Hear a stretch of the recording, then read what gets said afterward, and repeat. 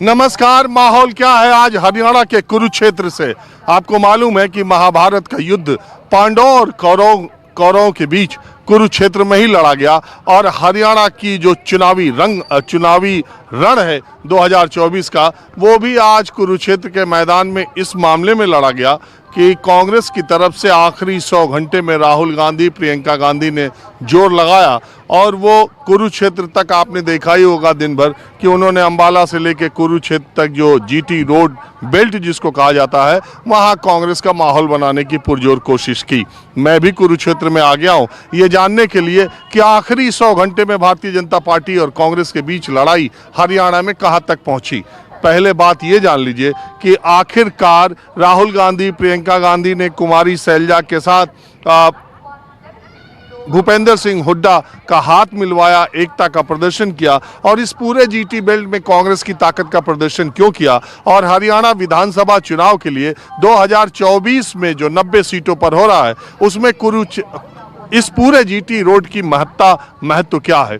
दरअसल इस पूरे जीटी रोड पर 29 विधानसभा सीटें आती हैं, जो विधानसभा की 1/3 सीटें हैं। 2014 में भारतीय जनता पार्टी की सरकार बनवाने में इसी बेल्ट का सबसे बड़ा हाथ है, जब 29 सीटों में 22 सीटें भाजपा को मिली थी। लेकिन 2019 में ये सीटें घट गईं और करीब करीब कांग्रेस, भारतीय जनता पार्टी के बीच में थोड़े सा अंतर रह गया। इस बार के लोकसभा चुनाव में जीटी बेल्ट के 4 लोकसभा सीटों में 2 भारतीय जनता पार्टी और 2 कांग्रेस जीतने में कामयाब हुई। कांग्रेस ने सोनीपत और अंबाला की सीट जीती, जबकि करनाल और कुरुक्षेत्र की सीट भारतीय जनता पार्टी ने जीती।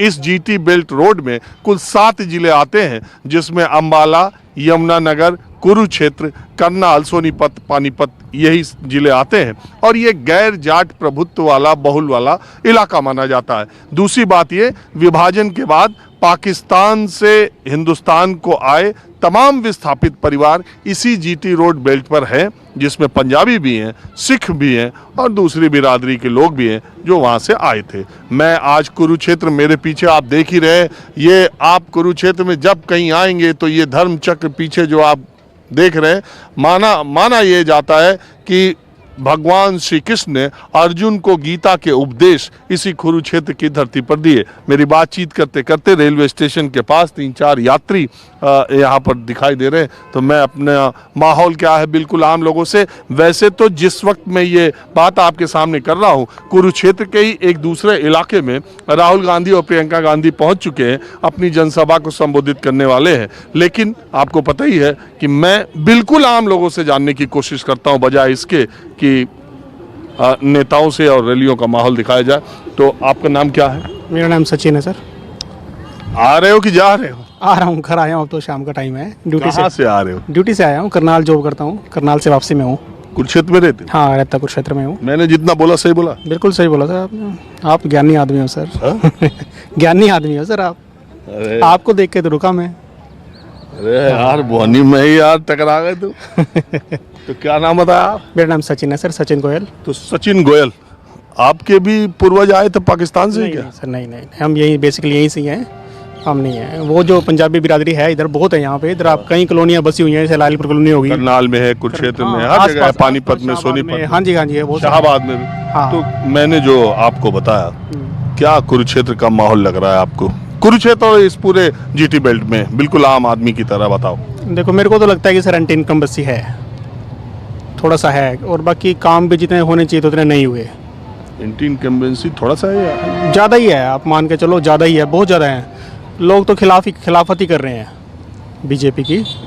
और जिस तरीके से कुरुक्षेत्र में बैठे हैं हम यहाँ, और धार्मिक स्थल है इतना बड़ा, मतलब हिंदुओं का, सनातन का सबसे बड़ा स्थल आप इसको कह सकते हैं। जैसे सबसे बड़ी गीता कही गई है सनातन में, उसकी जन्मस्थली भी यही है।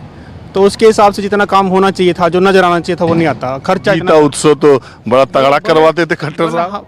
कराते थे, लेकिन उससे लोगों को कोई रोजगार नहीं मिला। उससे एक अच्छा एंटरटेनमेंट होता था, जाते थे हम, आज साल भी जाते हैं, हर साल ही जाते हैं, लेकिन जितना डेवलपमेंट शहर में होना चाहिए था उतना नहीं हुआ।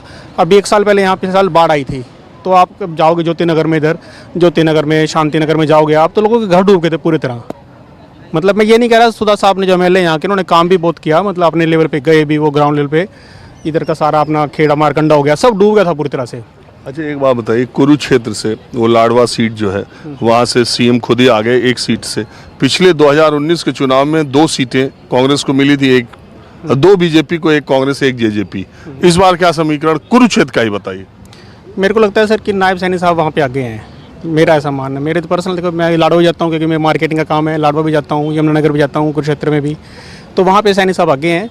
बाकी यहाँ पे टक्कर बराबरी की मेरे को लगती है अरोड़ा साहब में और सुधा साहब में। वैसे आपको लगता है कि सरकार किसकी बनेगी? कांग्रेस की संभावना ज़्यादा लग रही है। ये राहुल प्रियंका के आने का कोई असर? फ़र्क पड़ेगा सर, नो डाउट फ़र्क पड़ता है सर। लीडर आते हैं बड़े, मोदी साहब आए थे तो उनका भी फ़र्क पड़ा था। तो खट्टर साहब का पोस्टर और मोदी जी की रैली में दिखाई नहीं दे रहे? खट्टर साहब के नाम से तो लोग कटते हैं, कटने लगे। बीजेपी उनको रैली में आगे नहीं करेगा? आप, मैं करनाल से आया हूँ, आज ही अभी करनाल से आया हूँ। खट्टर साहब का एक पोस्टर नजर नहीं आएगा आपको करनाल में, जबकि वहाँ के वो सिटिंग एमपी हैं। अब आप ये कंडीशन लगा लो, वहाँ पे कितनी कर रहे हैं? इनकम्बेंसी खट्टर साहब की है कि बीजेपी की? सर उनका जो पर्सनल जो फेस है ना वो भी कहीं ना कहीं डाउन है सर।